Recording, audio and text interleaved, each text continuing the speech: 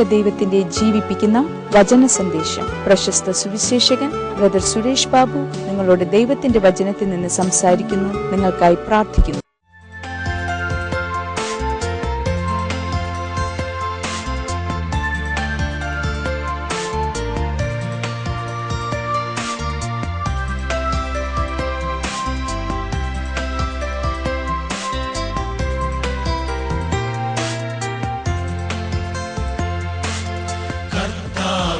നിൻ പാദത്തിൽ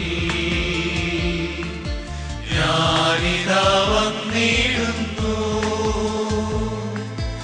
എന്നെ ഞാൻ സമ്പൂർണമാ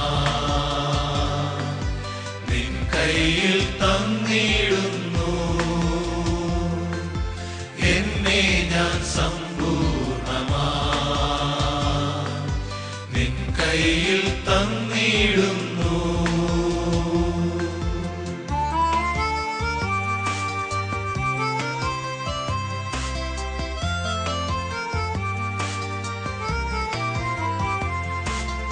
എല്ലാം ഞാനേകിടുന്നെൻ മാനസം ദേഹിദേഹം നിൻ ഗീതം ചെയ്തിടുവാൻ എന്നെ സമർപ്പിക്കുന്നു. എല്ലാം ഞാനേകിടുന്നെൻ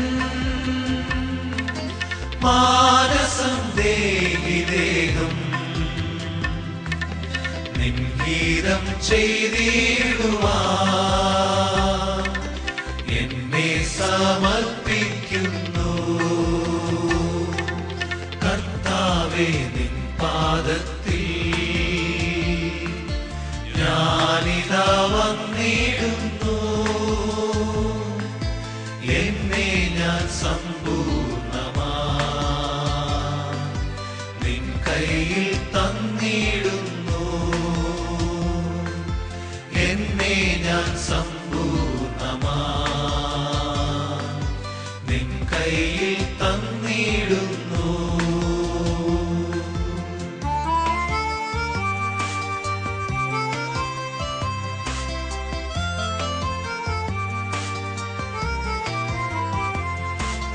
ഹല്ലേലൂയ മഹത്വം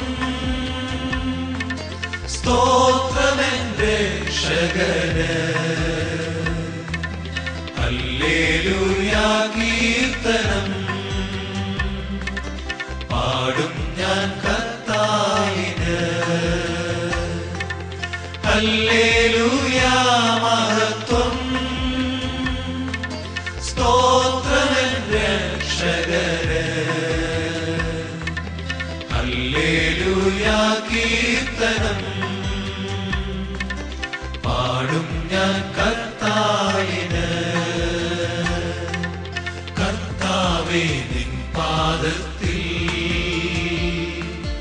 ഞാനിതാ വന്നിടുന്നു. എന്നെ ഞാൻ സമ്പൂർണമാ നിൻ കയ്യിൽ തന്നിടുന്നു. എന്നെ ഞാൻ സമ്പൂർണമാ നിൻ കയ്യിൽ തന്നിടുന്നു. വീണ്ടും വരുന്നവനായി കർത്താവ് യേശു ക്രിസ്തുവിൻ്റെ അതിപരിശുദ്ധ നാമത്തിൽ ഒരിക്കൽ കൂടെ ഈ പ്രഭാതത്തിൽ വചന സന്ദേശത്തിലേക്ക് ടോർച്ചൊട്ടത്ത് കുടുംബം എല്ലാ പ്രേക്ഷകരെ, എല്ലാ പാർട്ട്നേഴ്സിനെ സ്വാഗതം ചെയ്യുന്നു. എന്നെ കേൾക്കുന്ന പ്രിയ സഹോദരങ്ങളെ, യേശു നമുക്കായി ജീവിക്കുന്നു. അതുകൊണ്ട് അവൻ നമുക്കായി പ്രവർത്തിക്കുകയും ചെയ്യുന്നു. തന്നെത്താൻ ഉയർത്താതെ യേശുവിനെ ഉയർത്തുന്ന പരിശുദ്ധാത്മാവിൻ്റെ സഹായത്തോടെ 1 തീമോഥെയോസ് 3-16 നമ്മുടെ ശ്രദ്ധയെ തിരിക്കുക. 1 തീമോഥെയോസ് 3:16 ഈ പ്രകാരം പറയുന്നു: അവൻ ജഡത്തിൽ വെളിപ്പെട്ടു. God manifest in the flesh. ദൈവം എന്തിനു വേണ്ടിയാണ് ജഡത്തിൽ വെളിപ്പെട്ടത്? ഒരു ചെറിയ ദൈവമല്ലല്ലോ നമ്മുടെ കർത്താവ്. യിരെമ്യാ പ്രവചനം 23-24 പറയുന്നു: അഖിലാണ്ടം മുഴുവൻ തൻ്റെ സാന്നിധ്യം കൊണ്ട് നിറച്ചിരിക്കുന്നവനായ ദൈവം. 139 സംഗീതത്തിന് 8 മുതൽ 12 വരെയുള്ള വാക്യങ്ങളിൽ തിരുവചനം പറയുന്നു: സർവ്വവ്യാപിയായിരിക്കുന്ന ഒരു ദൈവം.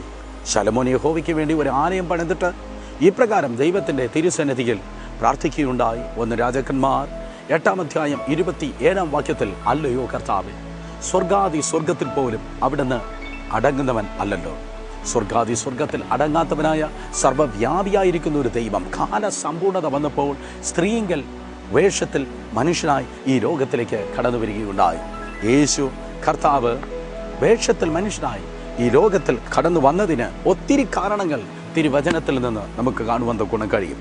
അതിൽ ഒരു കാര്യം മാത്രമേ 1 യോഹന്നാൻ 3-ാം അധ്യായം 5-ാം വാക്യം ഇപ്രകാരം പറയുന്നു, നമ്മുടെ പാപങ്ങളെ നീക്കുവാൻ അവൻ ജഡത്തിൽ പ്രത്യക്ഷനായി. പാപങ്ങളെ നീക്കുവാൻ യേശു ജഡത്തിൽ പ്രത്യക്ഷനായി അത്രേ. എന്നെ കേൾക്കുന്ന സഹോദരങ്ങളെ, മനുഷ്യൻ അനുഭവിക്കുന്നതായ ഏറ്റവും പ്രിയപ്പെട്ട പ്രശ്നം അത്രേ പാപം. പാപം നല്ലതെന്ന് തോന്നും, പക്ഷെ അടുത്ത നിമിഷം, അടുത്ത ദിവസം അണലി വിഷം പോലെ നിന്നെയും നിന്റെ കുടുംബത്തെ, നിന്റെ ഭാവിയെ തകർത്ത് കശക്കി എറിഞ്ഞു കളയുന്നത് അത്രേ പാപം എന്ന് പറയുന്നത്. വലിയ ഉന്നതന്മാരെ പോലും, എല്ലാം നേടിയെന്ന് ചിന്തിച്ചവരെ പോലും തകർത്ത് കളഞ്ഞതത്രേ പാപം. ഗിന്നസ് ബുക്കിൽ പോലും പേരുണ്ടായിരുന്നതായ പ്രശസ്തനായ ഒരു വേട്ടക്കാരനുണ്ടായിരുന്നു. ഒരു ദിവസം ആളെ കൊല്ലുവാൻ വേണ്ടി ഇറങ്ങിയതായി ഒരു പുലിയെ വെടിവെച്ചു കൊന്ന ശേഷം താൻ തിരിഞ്ഞു നടക്കുമ്പോൾ അതിൻ്റെ കുഞ്ഞ്, ഒരു പൂച്ചക്കുഞ്ഞ് കരയുന്നത് പോലെ കരയുന്നത് കണ്ണുപോലും തുറന്നിട്ടില്ലാത്തതായ ആ കുഞ്ഞിനെ എടുത്ത് തൻ വീട്ടിലേക്ക് ഇതാ കടന്നു വന്നു. നാട്ടുകാർ പറഞ്ഞു, അപകടമാണ്, കാട്ടിൽ വളരേണ്ടതിനെ കാട്ടിൽ വിടുക, വീട്ടിൽ കൊണ്ടുവരേണ്ടതിനെ മാത്രം വീട്ടിൽ കൊണ്ടുവരിക. എന്നാൽ താൻ പറഞ്ഞു, ഇല്ല, അതിൻ്റെ തള്ളയെ ഞാൻ കൊന്നു, പിന്നെ നിശ്ചയമായി ഈ കുഞ്ഞിനെ എനിക്ക് ജയിപ്പാൻ കഴിയും. എന്താ സംഭവിച്ചത്? അവസാനം ഈ മനുഷ്യൻ സസ്യ ആഹാരം നൽകി ആ കുഞ്ഞ് പുലിക്കുട്ടിയെ വളർത്തുവാൻ തുടങ്ങി. പാൽ കൊടുത്ത് വെജിറ്റബിൾസ് നൽകി അതിനെ ഇതാ വളർത്തുന്നു. നല്ല ഒരു പുലിയായി അത് ഇതാ വളർന്നു വരികയാണ്. നാട്ടിലെവിടെ പോയാലും ഈ മനുഷ്യൻ ഈ പുലിയെ കൂടെ കൊണ്ടുപോകുന്നു. ബഹുമാനിക്കാത്തവർ അദ്ദേഹത്തെ ബഹുമാനിക്കാൻ തുടങ്ങി. തന്നെ കണ്ടിട്ട് എഴുന്നേൽക്കാത്തവർ അദ്ദേഹത്തെ കണ്ട് എഴുന്നേൽപ്പാൻ തുടങ്ങി.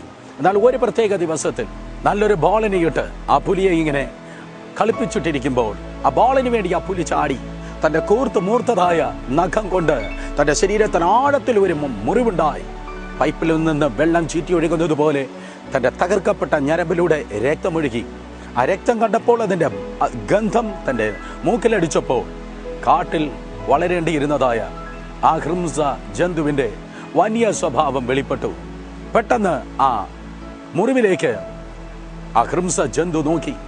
ആ രക്തത്തിൽ നക്കി തന്നെ വളർത്തിയതായ യജമാനനാണ്, അദ്ദേഹം തന്നെ സ്നേഹിച്ചവനാണ് എന്ന് മറന്നിട്ട് ഒരു സെക്കൻഡ് കൊണ്ട് ആ മനുഷ്യന്റെ മേൽ ചാടി വീണ് തന്നെ കടിച്ച് കൊന്നുകളയുകയുണ്ടായി. എന്നെ കേൾക്കുന്ന സഹോദരങ്ങളെ, ഇതേപോലെ തന്നെ നീ ഊട്ടി വളർത്തുന്ന, നീ ചെയ്തുകൊണ്ടിരിക്കുന്ന, നീ പണം ചിലവാക്കുന്ന സകല പാപവും നിന്റെ ജീവിതത്തെ തകർത്ത് കളയുന്നു. വേദപുസ്തകം പറയുന്നു, റോമർക്ക് ലേഖനം 5:12 വായിക്കുമ്പോൾ, ഏക മനുഷ്യനായ ആദാമിനാൽ പാപവും പാപത്താൽ മരണവും സകല മനുഷ്യനും പരന്നിരിക്കുന്നു. എല്ലാവരും ദൈവത്തിന് മുൻപിൽ പാപികളായപ്പോൾ ആ പാപത്തിൽ ആണ്ടുപോയതായ മനുഷ്യനെ രക്ഷിപ്പാൻ 2000 വർഷങ്ങൾക്ക് മുമ്പ് വേഷത്തിൽ മനുഷ്യനായി പാപം ഇല്ലാത്തവനായി യേശു ഈ ലോകത്തിലേക്ക് കടന്നു വന്നു. സ്വർഗത്തിൽ അവൻ എങ്ങനെയായിരുന്നു? വേദപുസ്തകം പറയുന്നു, ദൂതന്മാരെക്കാളും അവൻ വിശുദ്ധൻ, സ്വർഗത്തെക്കാളും വിശുദ്ധൻ. സ്വർഗത്തെക്കാളും വിശുദ്ധനായ ദൈവം, ദൂതന്മാരെക്കാൾ വിശുദ്ധനായ ദൈവം, ഏക പരിശുദ്ധനായ ദൈവം പാപം ഇല്ലാത്തവനായി ഈ ലോകത്തിലേക്ക് കടന്നു വന്നു. ആ യേശു കർത്താവിലും പാപം ഉണ്ടായിരുന്നതേ ഇല്ല. എന്നാൽ തിരുവചനം പറയുന്നു, എബ്രായർ 9:22 വായിക്കുമ്പോൾ, രക്തം ചൊരിഞ്ഞിട്ടല്ലാതെ വിമോചനം ഇല്ല. പാപം ഇല്ലാത്ത രക്തം ചൊരിവാൻ പരിശുദ്ധനായ യേശു ഈ ലോകത്തിൽ കടന്നു വരികയുണ്ടായി. സ്വർഗത്തിൽ പാപമില്ലാത്ത കർത്താവ് ഈ ഭൂമിയിലായിരുന്നപ്പോൾ എപ്രകാരം? എബ്രായർ 2:18, 4:15 പറയുന്നു, അവൻ പാപം ഒഴികെ നമുക്ക് തുല്യമായി സകലത്തിനും പരീക്ഷിക്കപ്പെട്ടു. ഒരു വശത്ത് അവൻ ദൈവപുത്രൻ, മറുവശത്ത് അവൻ മനുഷ്യപുത്രൻ. എന്നാൽ മനുഷ്യനെ പോലെ അവൻ പാപം ചെയ്തതേയില്ല. വേദപുസ്തകം പറയുന്നു, യോഹന്നാൻ 8:44, തന്റെ അടുക്കൽ കുറ്റം കണ്ടുപിടിപ്പാൻ ഓടി കൂടിയതായ പരീശ വൃന്ദത്തെ നോക്കി യേശു തന്നെ എങ്ങനെ ചോദിച്ചു, നിങ്ങളിൽ ആർ എന്നെ പാപത്തെക്കുറിച്ച് ബോധം വരുത്തും? 1 പത്രോസ് 2:21 യേശുവിനോട് ഏറ്റവും ചേർന്ന് നടന്ന ശിഷ്യന്മാരിൽ ഒരുവനായ പത്രോസ് പറയുന്നു, അവൻ പാപം ചെയ്തിട്ടേ ഇല്ല. മത്തായി 27:4 യേശുവിനെ കാണിച്ചു കൊടുത്ത ദ്രോഹിയായ യൂദാ പറയുന്നു, കുറ്റമില്ലാത്ത രക്തത്തെ, കേൾക്കണമേ, കുറ്റമില്ലാത്ത രക്തത്തെ ഞാൻ കാണിച്ചു കൊടുത്തു. രാഷ്ട്രീയക്കാരനായ പിലാത്തോസ്, അവന്റെ ഭാര്യ, രണ്ടുപേരും ഒരേപോലെ പറയുന്നു, ഇവനിൽ കുറ്റം ഇല്ല, ആ നീതിമാന്റെ കാര്യത്തിൽ ഇടപെടരുത്. യോഹന്നാൻ സുവിശേഷം 19-ാം അധ്യായം 4-ാം വാക്യം, യോഹന്നാൻ 19:6 ആവർത്തിച്ച് പിലാത്തോസ് പറയുന്നു, ഇവനിൽ പാപം ഇല്ല.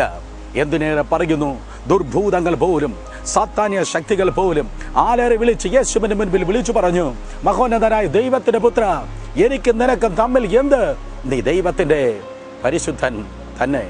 എന്നെ കേൾക്കുന്ന സഹോദരങ്ങളെ, യേശു കർത്താവിൽ പാപമുണ്ടായിരുന്നതേയില്ല. അവൻ പരിശുദ്ധനായിരുന്നു. പാപമൊഴികെ നമുക്ക് തുല്യമായി സകലത്തിലും പരീക്ഷിക്കപ്പെട്ടവനായിരുന്നു. അനേക വ്യക്തികളെ ക്രൂശിൽ കയറ്റുവാൻ തക്കവണ്ണം നേതൃത്വം നൽകിയതായ ഒരു ശതാധിപൻ തന്നെയാണ് യേശുവിനെ ക്രൂശിൽ കയറ്റുവാൻ തക്കവണ്ണം നേതൃത്വം നൽകിയത്.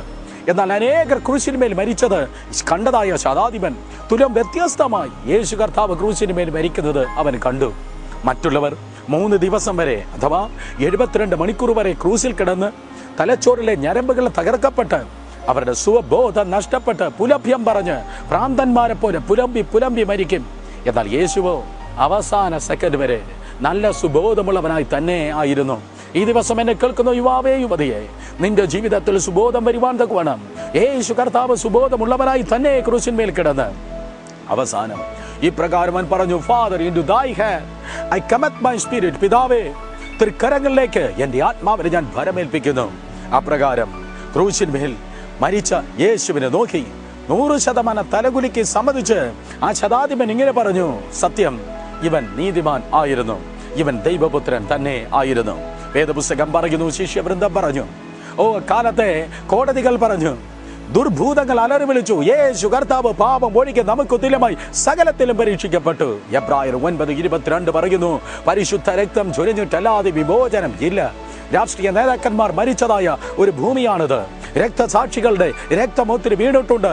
എന്നാൽ അവിടെ രക്തം തുറന്ന് മനുഷ്യന്റെ പാപത്തെ മാറ്റുവാൻ കഴിയാത്തത് കൊണ്ട് പാപം ഒഴികെ നമുക്ക് തുല്യമായി സകലത്തിൽ പരീക്ഷിക്കപ്പെട്ട യേശുവിന്റെ പരിശുദ്ധ രക്തത്തിന്, ഇമ്മാനുവേലിന്റെ സിരകളിൽ ഓടിയ രക്തത്തിന് ഈ പകൽക്കാലവും നിന്റെ പാപത്തിന്റെ സകല ചങ്ങലകളെ പൊട്ടിച്ച് നിന്നെ കൃപയാൽ കഴുകി ശുദ്ധീകരിക്കുവാൻ അതേ ശക്തിയുണ്ട്.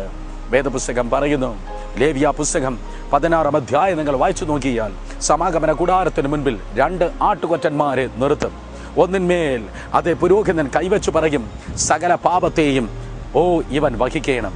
മറ്റേ ആട്ടിൻകുട്ടിയുടെ മേൽ കൈവച്ചിട്ട് പുരോഹിതന്മാർ പറയണം, ഇത് സ്തോത്രം, അതെ, പാപത്തെ മുഴുവൻ വഹിച്ചിട്ട് മരുഭൂമിയിലേക്ക് കടന്നു പോകണം. 1-ാമത്തെ ആട്ടിൻകുട്ടിയെ യാഗപീഠത്തിന് മുൻപിൽ പാപത്തിന്റെ പരിഹാരത്തിനായി അവർ കൊന്നുകളയും. 2-ാമത്തെ ആട്ടിൻകുട്ടി മനുഷ്യന്റെ പാപത്തെ മുഴുവൻ വഹിച്ചുകൊണ്ട് ഇതാ മരുഭൂമിയിലേക്ക് കടന്നു പോകുന്നു. ഇത് രണ്ടും യേശു കർത്താവിൽ നിവർത്തിക്കുകയുണ്ടായി. നമ്മുടെ പാപത്തിന്റെ പരിഹാരത്തിനായി 2000 വർഷങ്ങൾക്ക് മുമ്പ് യേശു കർത്താവ് കാൽവരി ക്രൂശിന്മേൽ മരിച്ചു. 2-ാമത്തെ ആട്ടിൻകുട്ടി മനുഷ്യന്റെ പാപത്തെ വഹിച്ചുകൊണ്ട് ഒരിക്കലും തിരിച്ചു വരാതെ അത് കടന്നു പോകും.